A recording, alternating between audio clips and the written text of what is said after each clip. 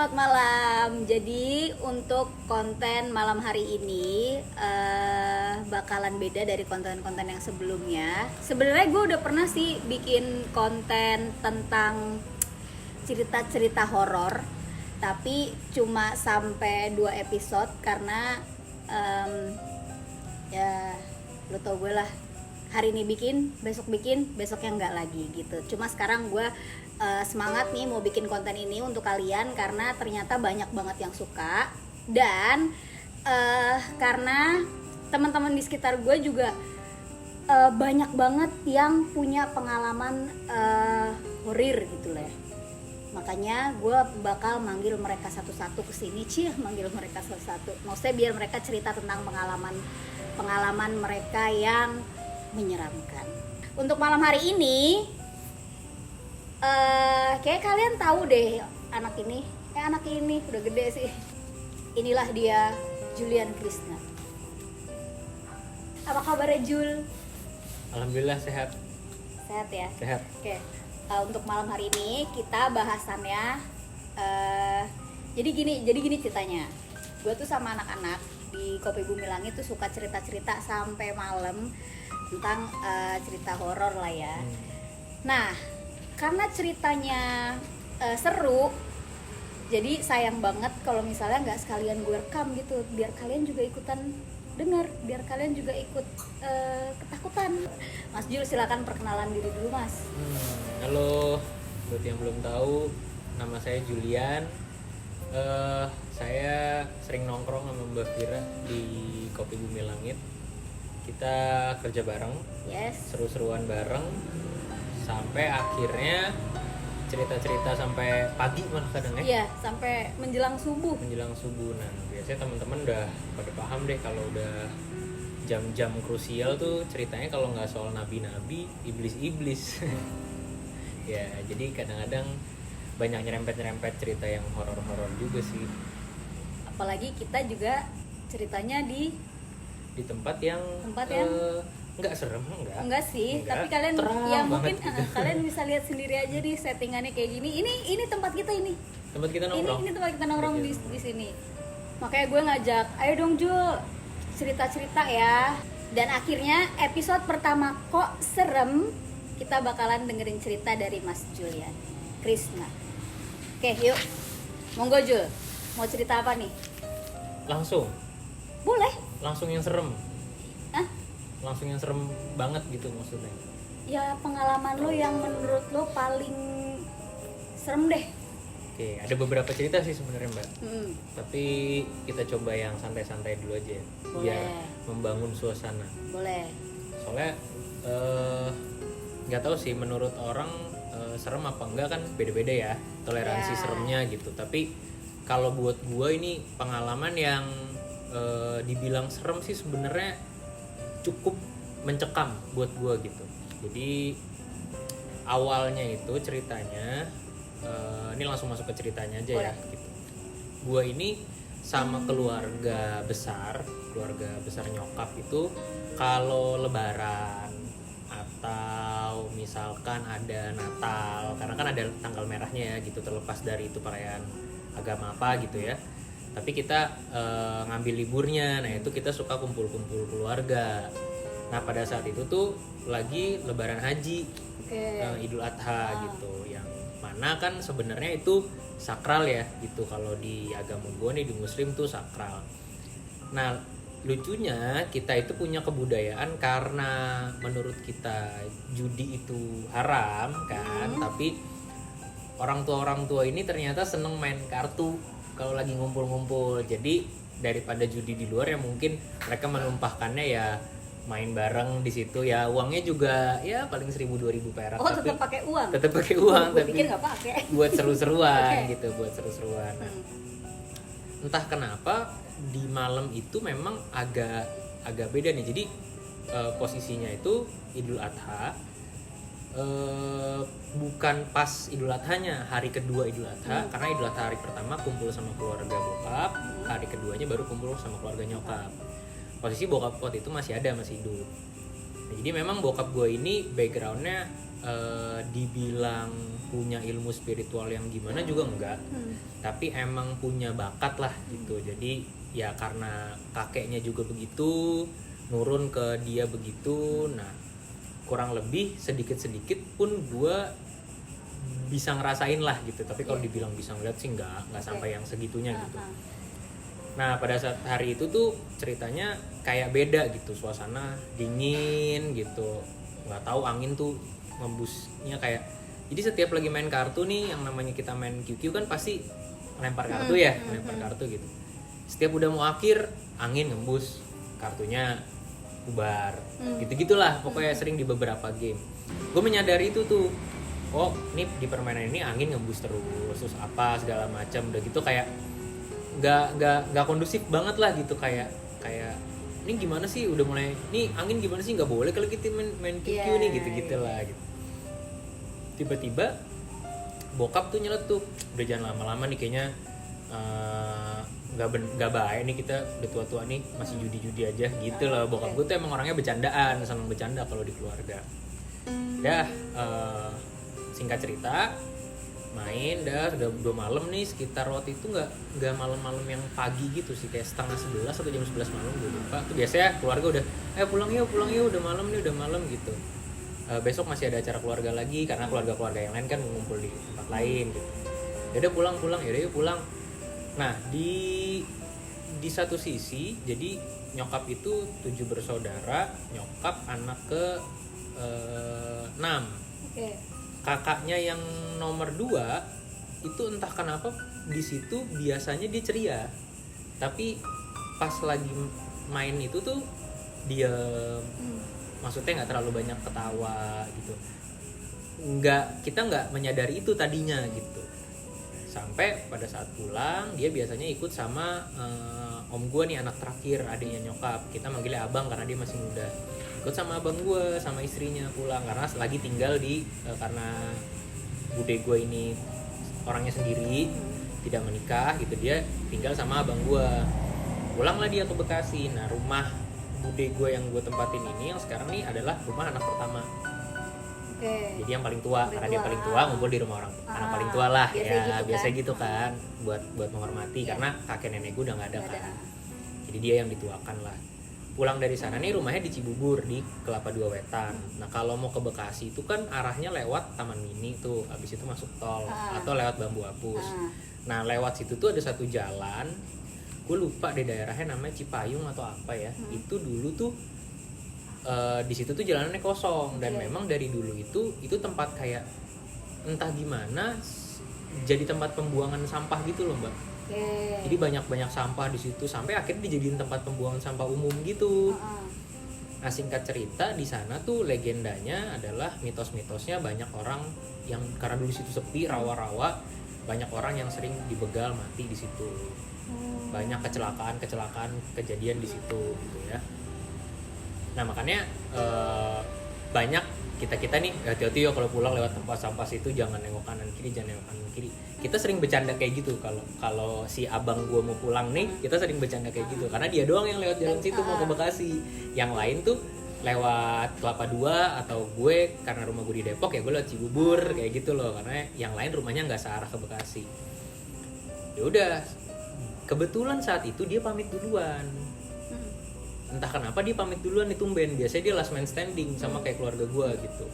Ya pamit duluan ya, nggak tahu nih kayaknya capek, pengen pulang deh, ngantuk gitu, takutnya di jalan ngantuk nyetirnya si abang gue ini. Dia bilang gitu, ya deh tumben mau pulang duluan, ya pulang. Nah gue panggil bude gue tuh bunda. Jadi bunda juga mau pulang nih, nggak enak badan kayaknya, kok kayak greges gitu. Pertama tuh ngomong kayak gitu, kita masih nggak ada yang ngeh.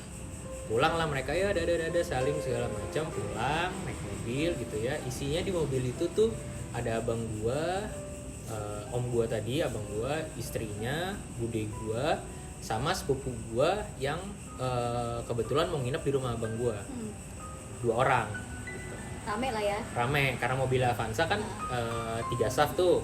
Jadi abang gua nyetir, istrinya di belakang supir tuh, di belakang abang gua bude gua, sama sepupu gua perempuan, sama kakaknya cowok di belakang, di paling belakang, karena di paling belakang banyak barang jadi cuma muat satu.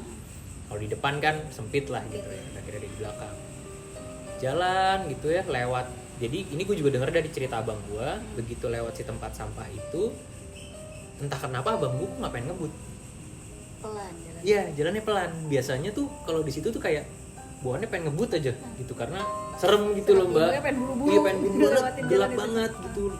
Nggak tahu juga pemerintah gimana ya, pemerintah daerah situ nggak dikasih lampu, nggak apa, padahal maksudnya udah tahu gitu, legendanya kan di situ horor ya. Buat temen-temen yang di Cibubur atau di Cipayung pasti tahu deh daerah situ. Tahu nggak nama daerahnya apa tuh? Kayak harusnya tahu deh.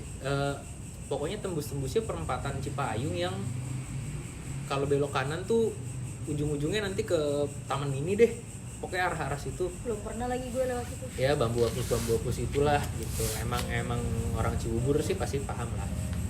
Dan nih pas dia ngelewatin, dari yang lagi ngobrol-ngobrol tiba-tiba bude gue terdiam katanya. Si bunda ini terdiam. Dia diam, kayak tiba-tiba silent aja, nggak ngomong apa-apa. Tiba-tiba teriak kayak kaget gitu. Hah? Kayak gitu. Oke.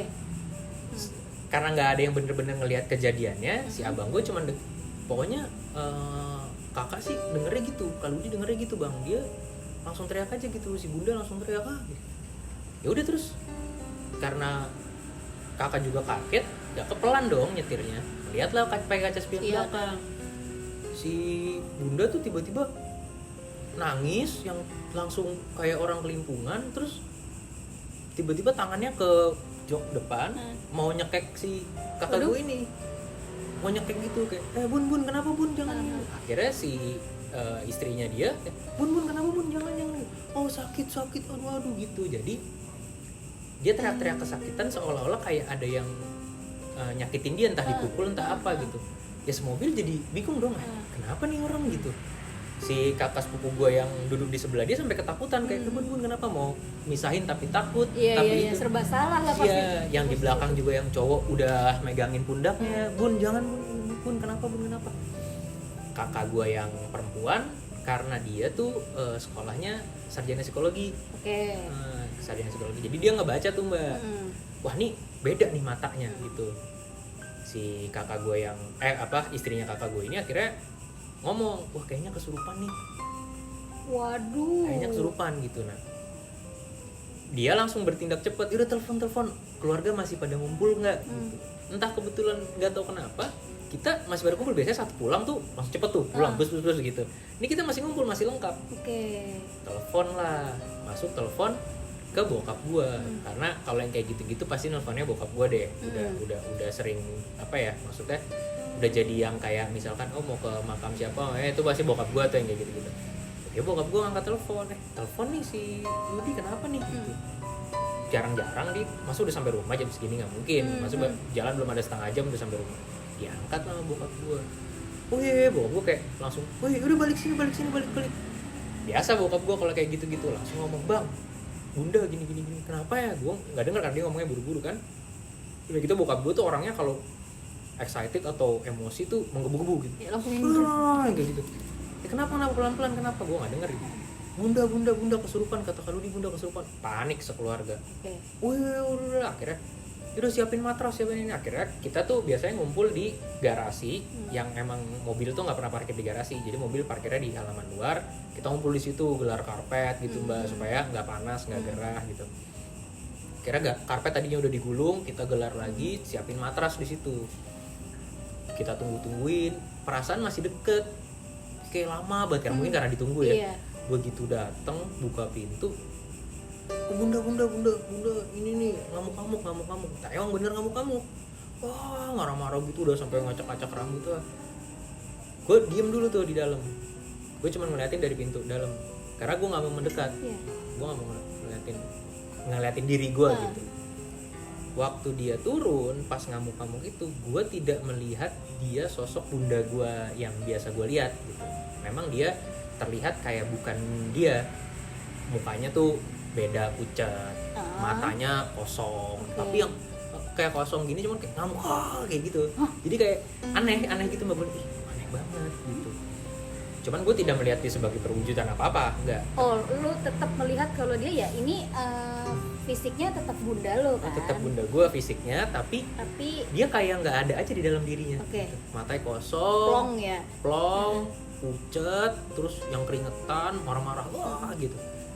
Diangkatlah sama orang. Sama kita sepupu gue 2 orang, bokap gue sama ada tante gue ngangkat. Okay. Karena tante gue perempuan kan nggak kuat, akhirnya digantiin sama sepupu gue, diangkat. Taruh di matras. Gue masih nggak deketin. Nah, bokap gue kalau yang kayak gitu-gitu udah hafal deh. Gitu. Dia langsung jongkok. Yaudah, nih kayaknya kan nama bunda gue tuh Uce, dipanggilnya TU. Teteh Uce, maksudnya teteh bokap gue suka kayak gitu. Singkat-singkat ya. Yeah. Oh, nih kayaknya si TU nih kemasukan nih. Yaudah, biarin. Pegangin tangannya. Karena ngamuk dipegang orang tuh ngamuk, kayak gitu, terus nggak bisa ngomongnya tuh kayak gitu mbak. Suaranya udah suara laki, suara laki yang kayak ngegerem gitu loh, yang kayak gitu. Wah, udah beda nih. Gue cuma ngelongok gitu, jadi kayak jarak tuh kayak gue di sini, dia jarak ya 2 meter 3 meter di situ gitu. Gue cuma jadi dia gitu, padahal ada bokap gue di situ, bokap gue yang ngedoain dia segala macem. Matanya ke gue, mata si bunda tuh ke gue, nggak tahu kenapa matanya ke gue. Kenapa nih orang ngeliatin gue gitu? Gue salah apa gitu kan? Yeah. Begitu dipegang jempol kaki kirinya sama bokap, ditekan, dia teriak seadanya. Padahal kata bokap gue cuma dipegang doang, nggak sakit, nggak mungkin sakit gitu. Tapi itu yang menandakan bahwa orang ini udah jauh di alam bawah sadar dia. Oke. Jadi dia nggak ada di situ sebenarnya secara kejiwaan. Pegang, teriak dia. Ngegerangnya tuh, sorry ya, ini kayak lu tahu anjing gede kejepit. Kan kalau anjing kecil gitu, kalau anjing gede kan gitu. Dia kayak gitu. Dia kayak orang kejepit. Ih, kenapa nih gitu? Gua kan panik ya, maksud gua kayak, wah kenapa nih bude gua? Gua ngedeket, semakin gua ngedeket semakin teriak. Gue bingung kan, semakin gue ngedeket semakin teriak, terus kayak nggak pengen gue deketin, semakin matanya dia masih fokus ke gue, nggak pindah sama sekali. Makin gue ngedeket makin gue pegang tangannya kan, makin ngamuk dan dingin banget badannya, dingin banget kayak nggak ada darahnya. Dan kebetulan bude gue tuh emang yang paling putih di antara 7 bersaudara ini. Udah dia putih, terus badannya dingin, terus pucet. Gue udah makin kayak gak ada darahnya. Wah, nih parah nih gue bilang, nih kenapa nih gitu. Gue gak perhatiin bokap gue tuh. Bokap gue udah merem, udah pegang jempol gitu, udah diam aja. Tiba-tiba bokap gue dari yang kayak apa sih, kayak bukan duduk sih, kayak berlutut gitu mbak, tapi setengah berlutut gitu, kayak duduk di antara 2 sujud gitulah. Tiba-tiba bokap gue duduk sila, dilepas, terus dia kayak gitu, kayak orang kecapean, keringetan, pucet. Gue jadi ngeh dong, kenapa nih dari ekor mata gue gitu. Gue nengok, kenapa ya gitu. Terus bokap gue kebiasaannya gitu emang, kalau dia ngerasa ini agak berat, dia minta ke gue. Nanti gue ceritain alasannya kenapa tuh dia gitu. Jadi gue nanya, kenapa ya gitu. Wah, berat nih bang, abang aja deh tolong tanganin. Gue pikir, wah dalam hati gue, bokap gue aja keberatan apalagi gue siapa gitu loh. Ya udah, akhirnya kalau gue menangani yang kayak, karena gue pernah 2 kali kasus nanganin kayak gini. Yang pertama teman gue di sekolah, yang kedua saudara kita waktu kita nginep di villa gitu. Ya udah, akhirnya oh ya udah deh, ini mungkin bokap gue karena udah tua, gue mikirnya kayak gitu. Dia benar-benar kelelahan, kayak yang exhausted banget, yang ngos-ngosan kayak gitu mbak, kayak orang habis maraton, keringetan gitu, bajunya karena bajunya abu-abu jadi kelihatan banget basah gitu. Gue bilang aneh banget ya bokap gue, kenapa udah ayah nggak kuat nih, ini gila nih kayaknya bang, kayaknya berat nih. Dan itu gue pokoknya satu ruangan itu gue nyium bau tulang busuk kayak. Bau tulang busuk. Dan semuanya nyium? Gua, bokap, dan satu sepupu gua. Yang lain gak nyium. Jadi itu gue benar-benar tarik nafas, gue pengen, bau banget mbak. Bau banget. nggak tahu kenapa. Jadi Iya. bau banget. Gue merinding jadi. Nah, akhirnya ya udah kata bokap gue pegang jempol ya supaya dia diem. Jempol kaki. Jempol kaki pegang set diem, bener diem pertama, tapi abis diem dia nggak kaku gitu badannya, tangannya masih kaku gini, dia bangun duduk kayak kalau lo tau Undertaker dulu nih, kalau teman-teman tahu sekarang nonton Smackdown ya, Undertaker kan suka bangun gitu tuh. Nah yang mirip kayak gitu, dia bangun set, mata putih. Serius? Putih semua matanya, mbak, total. Zet, gue bilang wow, nih mantep nih, gue bilang nih mantep nih. Terus dia kayak ngeliatin gue, kayak ngomong kayak gitu. Gue nggak tahu ya lo ngomong apa. Masih ngeliatin lo ya? Ke gue, arah mukanya tuh ke gue. Ya karena memang bangun langsung gue sih, kan gue depannya di jempolnya. Oh iya bener. Gitu. Jadi kakinya lurus, bangun gitu set, bet gitu. Gue langsung, wih anjing kenapa nih gitu. Udah gue makin baca aja kan, yang gue baca ya cuma ayat kursi aja. Baca terus, tapi gue liatin terus.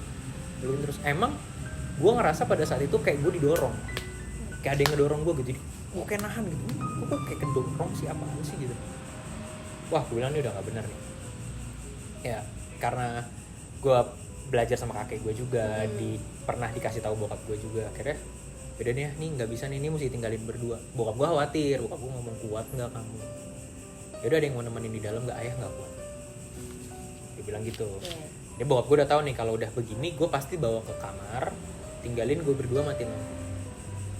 Lo sama bunda? Gue sama si korban gitu. Gue pasti kayak gitu.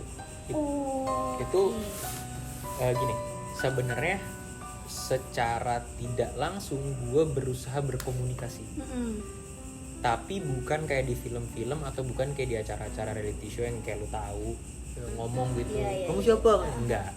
Yang sebenarnya tuh enggak gitu. Mungkin di acara-acara itu cuma pengen ngasih tahu bahwa bisa berkomunikasi begini loh gitu. Nah ya kira gue udah nih ini harus gue bawa ke kamar nih. Jadi balik ke tadi gue bilang bahwa berkomunikasi itu ya emang gue berkomunikasi, tapi tidak seperti yang digambarkan gitu. Nah mungkin gue nggak bisa cerita gamblang karena gue juga bingung merangkai kata-katanya, tapi seenggaknya gue bisa kasih gambaran lah bahwa bentuk komunikasinya itu kayak apa. Gue masuk kamar, gue bilang matiin lampu. Ini kamar posisi dingin ya, dingin, AC nyala gitu. Begitu masuk kamar, pintu belum ditutup nih mbak, saudara-saudara masih ngeliatin gitu, karena banyak yang kepo sebenarnya. Tapi akhirnya yang kepo gue tanya, pada mau nemenin di dalam nggak? Tapi harus ada bacaannya. Bacaannya ini gitu, nggak bisa gue sebutin, panjang soalnya. Bacaannya ini. Mereka bilang nggak hafal, nggak bisa ini. Ya ntar ikutin gue baca gitu. Nggak deh, jangan, nggak mau deh, takut. Kepanggil bokap gue dong, ya ayo dong bantuin. Nggak kuat bang gitu. Gue ngeliat muka bokap gue yang udah pucat gitu, gue nggak tega juga kalau dia pingsan di kenapa-napa, gue juga yang pusing gitu. Atau gue mikir ntar pindah ke dia lagi, guanya ribet gitu. Yaudah aku sendiri aja doain ya. Iya bang, hati-hati ya gitu. Bismillah. Yaudah tutup pintu, tolong matiin lampunya. Begitu dimatiin lampunya masih banyak orang diem, langsung diem mbak. Di kasur itu dia jadi diangkat tuh posisi duduk kaku gitu. Jadi dipindahin, langsung pindah gitu, tep gitu. Diem aja gitu, mata putih. Pokoknya udah bener-bener dia tuh nggak ada di situ gitu. Yang gue takut tuh anjing, cawaknya gimana ya? Apakah gitu. dia bisa balik lagi? Ya kan gue nggak tahu ya gitu. Karena banyak orang yang gue dengar cerita juga, dengar kisah juga, dari yang cuman cerita, dari yang gue lihat nyatanya, tuh bener-bener jadi gila gitu orangnya. Hilang akal aja gitu karena ya dia poses gitu kemasukan. Kira wah ya gue bismillah deh gitu. Walaupun gue juga nggak ngerti sebenarnya kayak apa, tapi yang gue tahu ini bisa diajak kompromi lah nih sebenarnya. Dia juga makhluk yang punya kemauan, punya nafsu gitu. Begitu dimatiin, udah nggak gitu lagi, tiba-tiba diam, silent, sep. Oke, tutup pintunya. Waduh. Oh ya, nyokap gue udah nangis, bude-bude gue, tante-tante gue yang perempuan udah pada nangis, sepupu gue yang perempuan pada nangis. Bang, hati-hati ya bunda, udah pada nangis tuh. Tutup pintu. Begitu tutup pintu, klep, gue kunci, truk, teriak dia. Jadi suara perempuan. Tapi bukan suara bude gue. teriak ketawa, teriak ya, ketawanya gue nggak perlu contohin ya, lu paham ketawa serem gimana gitu ya. Gue Coba merinding. gimana? Coba. Ya tiba-tiba marah gitu, gitu yang gitu. Iya. Paham lu ya? Ini karena nih ada horor juga, gue takutnya memancing gitu. Tiba-tiba ada suara yang masuk. Tiba-tiba dia ngikut kan nanti ngomongin gue. Gue kunci tuh, ketawa, ntar nangis, ntar teriak, yang gitu-gitu. Tiba-tiba gitu. Udah nggak jelas. Wah udah nggak jelas. Tapi kan gue nggak bisa lihat bentuknya nih, Mbak. Karena gelap. Karena ya, gelap. Karena gelap. Dan gue yakin juga dia nggak ngeliat gue. Si orangnya nih, maksud gue si bude guanya. Gue pindah. Jadi kamarnya itu posisinya kalau lu masuk, ini kasur, ini kamar mandi. Nah, gue kan tadi di depan pintu, begitu lampu mati, gue kunci pintu terus dia teriak-teriak gitu, gue pindah ke deket kamar mandi. Karena boleh percaya atau enggak, kamar mandi adalah tempat paling rentan Iya. mereka tinggal. Betul. Karena lembab, bau. Ya mereka kan seneng yang kotor-kotor gitu ya. Gue deketin nih rumahnya. Oke. Itu maksud gue, lu pulang aja. Kalau lu emang orang sini, lu pulang. Kalau emang nih bukan rumah lu, berarti lu cabut dong. Kurang lebih gue berkomunikasinya kayak gitulah.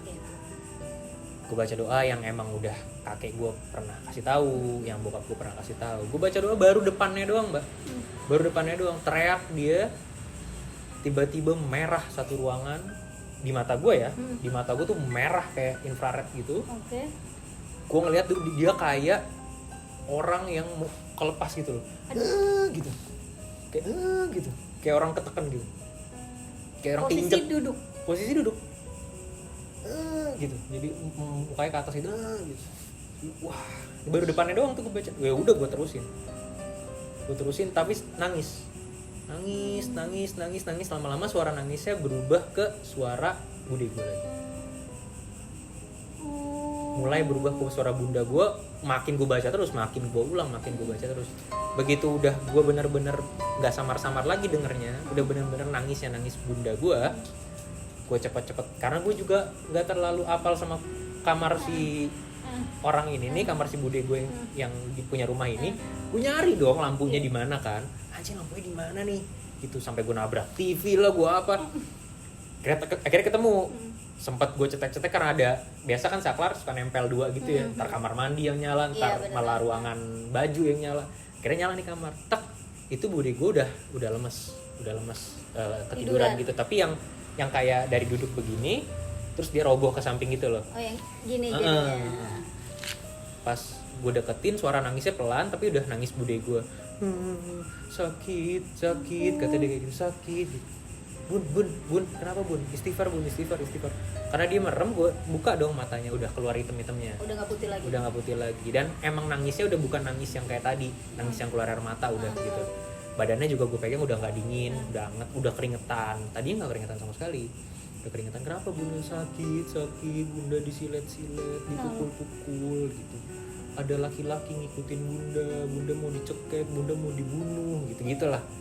Laki-laki bawa pisau, pokoknya ceritanya kayak gitu, Mbak. Gue akhirnya mikir, yaudah lu jangan cerita dulu deh. Lu minum dulu, lu tenangin diri dulu, udah sabar ya, tenang ya gitu. Ngeliat lampu udah nyala, terus suara juga udah nggak yang teriak-teriak yang menyeramkan. Mulai ngetok, ada yang ngetok. Bang, udah ya, udah gitu. Gue bukain pintu, ya udah nih kasih minum, akhirnya dia kasih minum, digantiin baju, ya udah disuruh makan gitu. Cuman masih yang takut banget, bunda mau dibunuh gitu terus. Masih di dalam kamar tuh, gue juga masih di dalam kamar. Gue belum keluar nih, masih di dalam kamar. Itu suara nangis kayak tadi ada lagi. Nangis dan ketawa kayak gitu ada lagi. Ada yang teriak tante gue dari luar. Bang, tolong bang. Pindah. Itulah. Merinding gue. Itu. Kira, bang, tolong bang. Gue keluar, bokap gue udah lemes lagi. Jadi pas gue keluar, gue punya abang sepupu, calon istrinya. Tiba-tiba kayak jatuh pingsan di sofa, dibangunin, melek, matanya kagak ada, putih. Langsung nangis kayak gitu. Ya Allah, ada lagi nih gue bilang. Makanya maksud gue kalau lagi kayak gitu, gue lupa bilang sih, maksudnya kalau lagi kayak gitu memang orang-orang yang nggak in charge harus fokus, Ya. nggak boleh yang terus ngawam mikirin apa, karena secara psikologis terbawa sebenarnya. Jadi gue salah satu orang yang tidak terlalu meyakini bahwa kesurupan itu bisa pindah-pindah yang pertama, bahwa ada orang yang benar-benar kesurupan karena kemasukan makhluk lain, enggak. Karena secara psikologi sebenarnya kesurupan itu, gue pernah baca di satu buku psikologi, kesurupan itu sebenarnya bentuk dari efek lu shock ngelihat sesuatu yang nggak pernah lu lihat. Mungkin terlalu serem, mungkin terlalu nggak bisa lu terima sama pengalaman lu gitu. Jadi kayak lu ngelihat tiba-tiba orang kayak hancur atau giginya segede apa gitu kan, lu nggak tahu tuh bentuknya kayak apa kan. Sampai detik ini kita juga nggak tahu nih kalau iblis atau apa tuh bentuknya kita nggak tahu kan. Ya udah, menurut gue nih, ini kayaknya cuman bentuk dari efek samping psikologis yang terlalu takut sampai akhirnya tidak sengaja mengcopy gitu loh. Gitu, tidak sengaja mengcopy. Ya udah, gue keluar, gue lihat nih, kalau gue mencirikannya adalah kayaknya dia belum makan, dia lapar, udah malam, posisi udah capek, takut, chaos lagi begitu. Tapi yang mencirikan gue bahwa ini nyerempet sebenarnya arahnya ke sana juga adalah bau tulang busuknya belum hilang, Mbak, di hidung gue. Itu apa ya? Nanti di akhir cerita gue kasih tahu. Oh, itu bagian juga. Okay. Itu bagian juga. Jadi si kakak sepupu gue ini nangis dengan mata yang nggak ada juga, putih gitu, maksud gue, nggak sadar, nangis.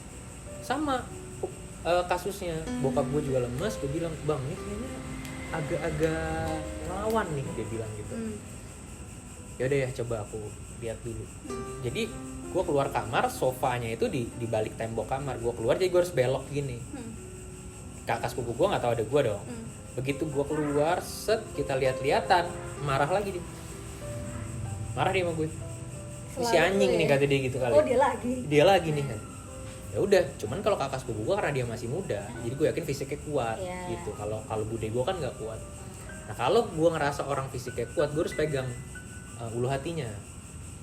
Kalau ulu hatinya plong, lembek, emang posisinya dia nggak di situ. Karena orang kalau hidup, ulu hatinya tuh keras. Coba lu pegang ulu hati lu sekarang tuh, kalau dipegang tuh keras. Maksudnya nahan gitu. Nahan kan. Tapi kalau misalkan ternyata lu adalah kalau lu pingsan aja, ulu hati lu tuh lembek. Karena syaraf lu nggak bekerja, otot tuh nggak bekerja. Karena ulu hati kan cuman tulang, otot ditutupin itu. Ketika lu hilang tenaga atau lu lagi ke dalam keadaan shut off gitu ya, shut down gitu, ya itu lembek. Lemes juga dia. Lemes. Udah, akhirnya gue pegang keras nih gue pegang. Berarti kemungkinan dia masih di situ. Gue nggak bisa judge juga karena gue bukan ustadz, gue bukan psikolog, gue bukan ahli. Jadi gue disclaimer dulu bahwa gue kagak ngerti sebenarnya hal-hal kayak gitu ya. Tapi gue cuma ngelihat apa yang dilakukan orang-orang tua gue. Oh, begini caranya. Oh, ini yang dibaca. Ya kan? Dan gue udah mengalami, gue coba mempraktikkan, gue coba mengimplementasikan. Oh, bisa gitu. Gue juga nggak bilang gue orang yang taat beragama, enggak gitu. Banyak, gue juga sering masih ngelakuin hal-hal yang kadang-kadang mungkin itu dosa gitu ya.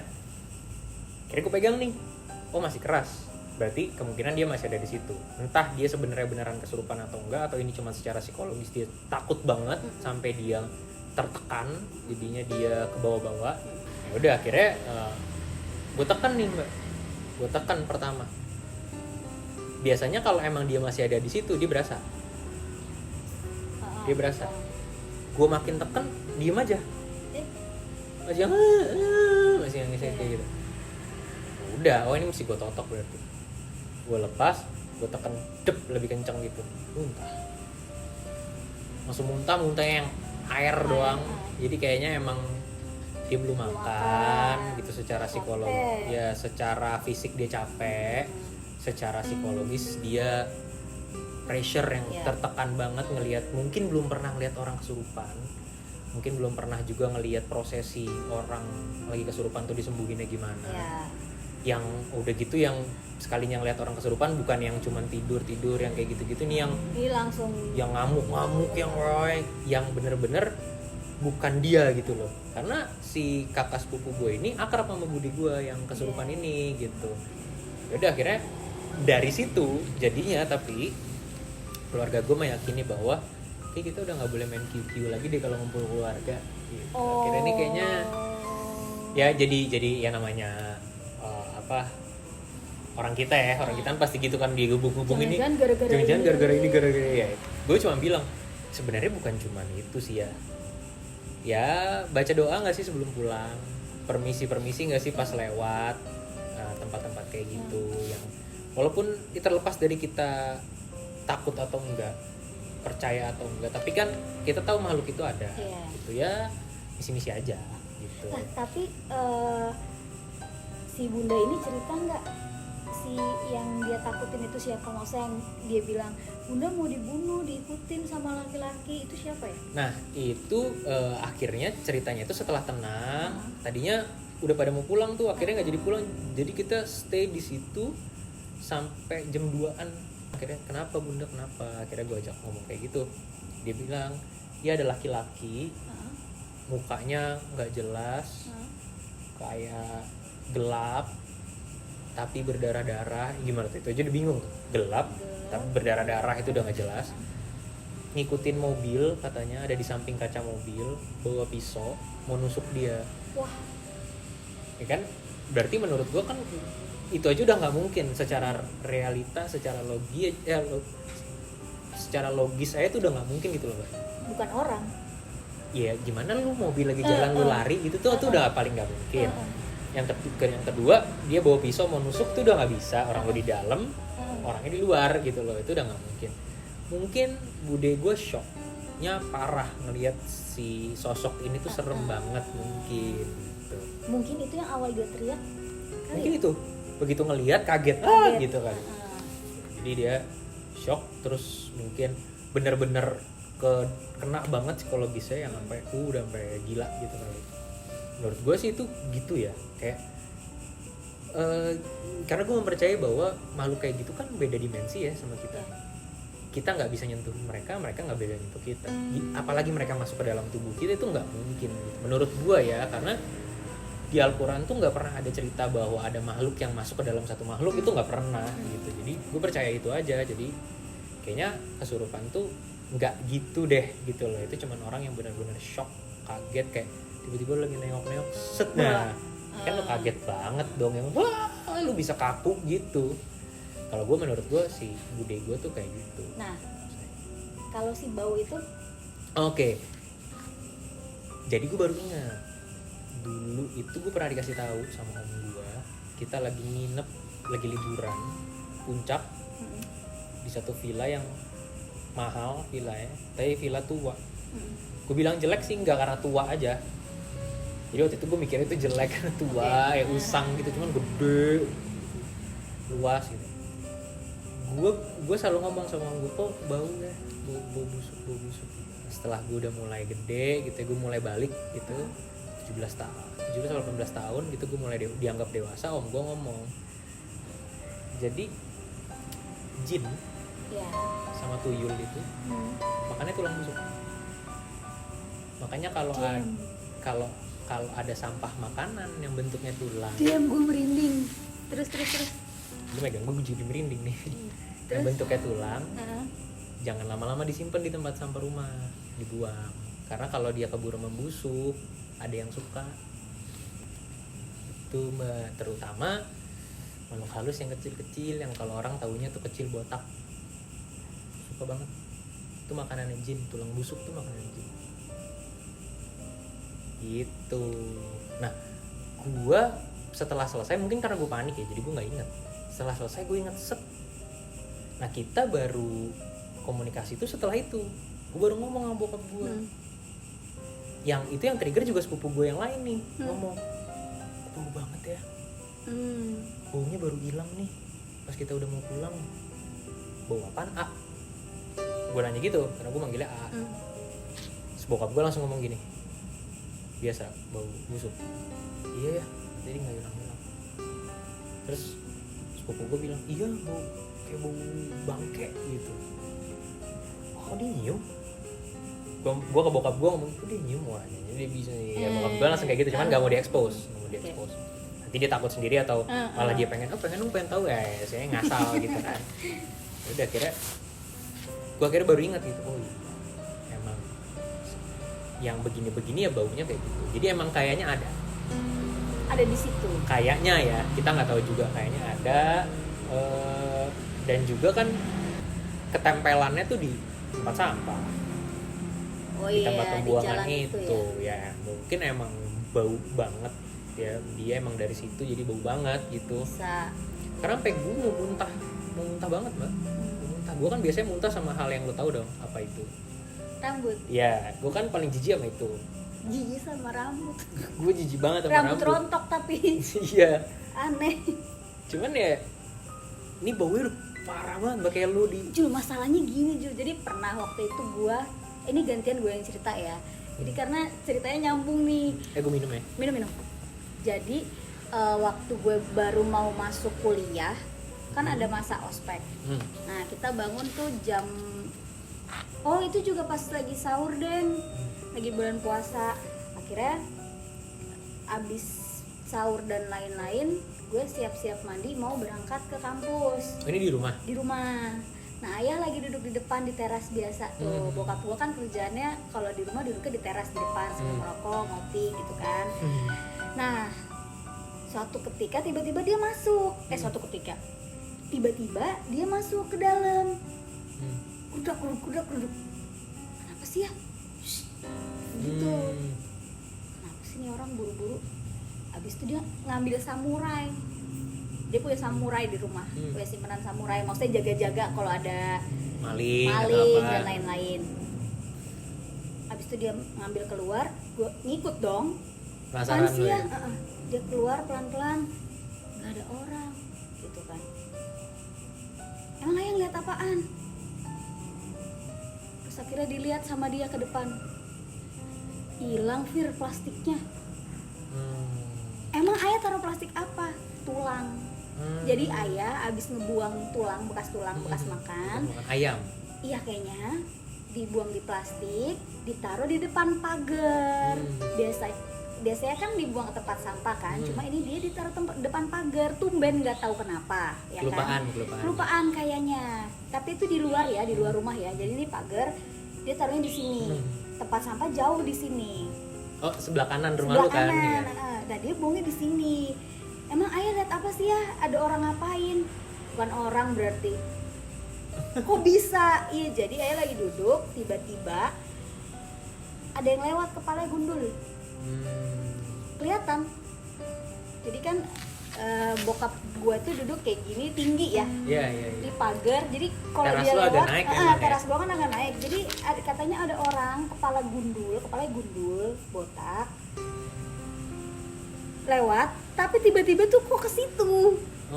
Nyamperin ke plastik itu.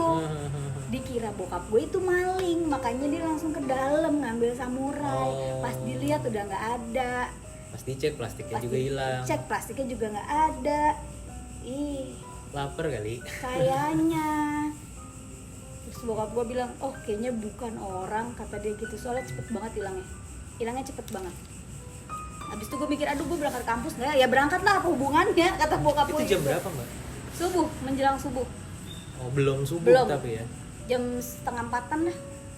Jam 3:30. Karena emang mendekati subuh banyak yang berkeliaran. Gitu ya? Ya. Karena udah jam-jam krusial itu. Jam-jam krusial dia harus berlindung. Oh, mesti dia ngumpet dulu ya sebelum ada matahari. Iya, kan azan. Oh iya. Panas. Sanap ya. Iya. Jadi dia harus ngumpet kali ya. Wah seru. Berarti valid ya soal tulang itu ya? Apa? Soal tulang itu valid. Makanya tadi gue langsung merinding gue, tulang. Iya. Sejenis itu makannya tulang. Ya berarti ini juga gue punya validasi nih, ternyata ada orang yang punya pengalaman yang sama, bukan keluarga gue doang gitu, yang meyakini bahwa si itu makanannya itu. Gitu. Anjir seru banget sih tapi ceritanya. Gue nggak tahu tapi ya itu buat orang lain serem atau enggak, tapi menurut gue itu salah satu pengalaman horor dan spiritual yang menurut gue agak mencekam sih. Ya. Gitu. Karena keluarga deket Gitu, ya. dan lu ada di situ. Dan gue ada di situ. Dan lu berduaan sama korban di dalam Iya. kamar gelap. Wah, gue sih nggak mau Jul. Terima kasih banyak. Siap. Oke, by the way, terima kasih banyak ini Constant Beans. Filter kopinya enak banget.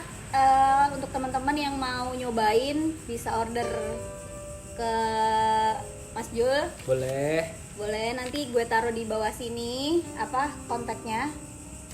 Instagram apa? Instagramnya @constantbeans. @constantbeans. Terima kasih ya Mbak Vira sudah Sama-sama. boleh presentasi. Yang suka apa ngopi-ngopi di rumah, yang apa namanya mau apa sih biasanya kalau Manual brew. Ada pesan-pesan nggak Jul? Pesan-pesan soal dunia spiritual. Boleh. Kalau gue sih sopan aja. Masing-masing kita tuh sama-sama yang dihargain. Betul. Jadi permisi karena ya ada satu tempat, ada satu ruangan, walaupun itu rumah lu, itu tempat kerja lu biasa nongkrong di situ, ya nggak cuman lu yang Betul. merasa itu hak lu. Jadi permisi, jangan konyol, jangan sotoy, nantang-nantang, karena banyak teman-teman di luar sana yang gue lihat nantang-nantang, main-main jelangkung lah, main apa segala macem. Itu ada loh bro, gitu. Maksudnya itu nggak main-main. Jangan dimain-mainin. Jangan dimain-mainin. Kayak kita juga nggak mau dimain-mainin Iya. mereka kok. Itu aja sih. Sama tetap taat beragama. Udah itu aja. Apapun agama kalian. Oke, sampai di sini dulu episode kok seremnya, dan sampai jumpa lagi di episode kok serem berikutnya.